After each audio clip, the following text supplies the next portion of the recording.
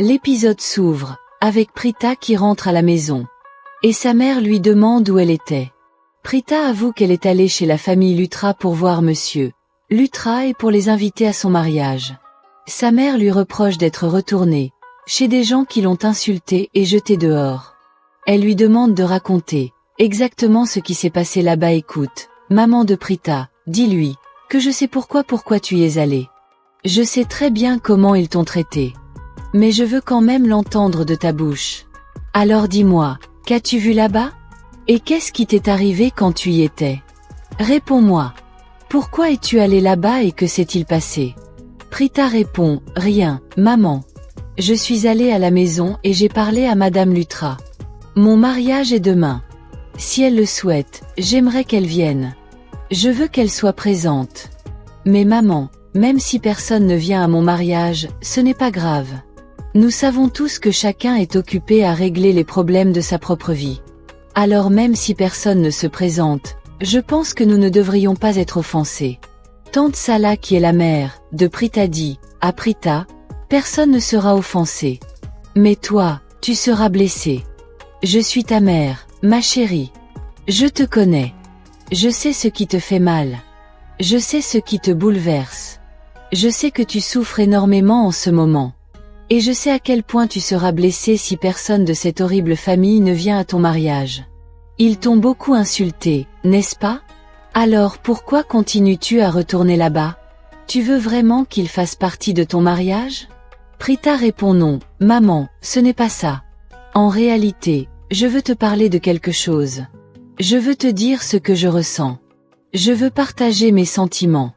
En même temps, Sala appelle Raki. Allô? Allô? Raki, Sarah, peux-tu me pardonner? Tante Sala, dis que s'est-il passé? Pourquoi t'excuses-tu? C'est moi qui ai honte de moi-même. Je n'ai pas su aimer ma fille comme toi tu l'aimes. Même si elle est ma fille, j'ai l'impression qu'elle t'aime plus qu'elle ne m'aime. Tu l'as insultée, tu l'as fait pleurer. Tu l'as jetée hors de ta maison. Et malgré tout cela, elle continue de penser à toi. C'est pour cela qu'elle continue de revenir chez vous. Et je suis certaine que vous l'avez encore jetée dehors aujourd'hui. Elle est venue vous inviter à son mariage. Tante Sala, toujours au téléphone avec Madame Raki, elle dit avec Raki, avec tout le respect que je vous dois. Je retire l'invitation que ma fille vous a donnée. Pendant ce temps, Prithvi se rencontrait avec Sherline chez elle. Il se réjouit. Il dit, à Sherline dis-moi, où est ta mère? Et si elle entrait et voyait tout ça? Sherline répond, calme-toi. Le jour où nous avons organisé l'accident de Mahesh Lutra, ma mère est partie à l'étranger. Prithvi répond, alors tu veux dire qu'elle ne sera pas là pour nous déranger? Tu sais ce que ça signifie? Plus personne ne pourra se mettre entre nous. Cette nuit nous appartient. Sherline prend une bouteille de champagne. Prithvi dit bébé, qu'est-ce que c'est? Sherline répond, je fais ce que je dois faire. Je pense qu'il est temps de célébrer notre victoire. Tout se passe exactement comme nous le voulions.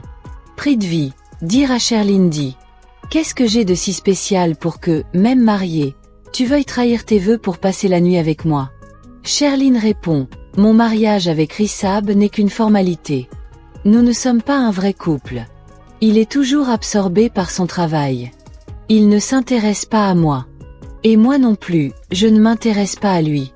Toi, tu es le seul homme que j'aime. Et je suis enceinte de ton enfant. Même si je suis mariée à Rishabh Lutra sur le papier. Mon cœur t'appartient. De l'autre côté, Krishti se dispute avec sa sœur. Elle dit à Prita, pourquoi pleures-tu? Karan ne veut pas que tu te maries parce qu'il a des sentiments pour toi. Prita répond, arrête. Il me déteste. Il m'a humilié, insulté, jeté dehors. Il a prouvé qu'il me hait. Et moi aussi, je le hais. Le lendemain, dans la cérémonie, Prita se rêve de Karan, elle voit dans son imagination Karan qui lui dit waouh, Prita, tu es magnifique. Le haldi t'a rendue encore plus belle. Ton visage rayonne. Et elle répond, à Karan, pourquoi es-tu venu ici? Et puis Karan lui dit, c'est ta cérémonie de haldi. Tu ne peux pas m'échapper, Prita. Je vis dans ton cœur. Tu m'appartiens. Tu ne peux pas épouser Prithvi. N'épouse pas cet homme.